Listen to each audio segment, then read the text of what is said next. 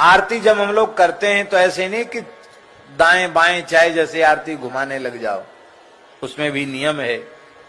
सबसे पहले चरणों से आरती आरंभ करते हैं, 4 बार चरणों की आरती करते हैं, फिर 2 बार नाभि की आरती करते हैं, 1 बार मुख की। कितने हो गए? 7 हो गई ना। और इसके बाद 7 बार सर्वांग में घुमाते हैं, चरण से लेके मुखारविंद तक, मुखारविंद से लेके चरण तक।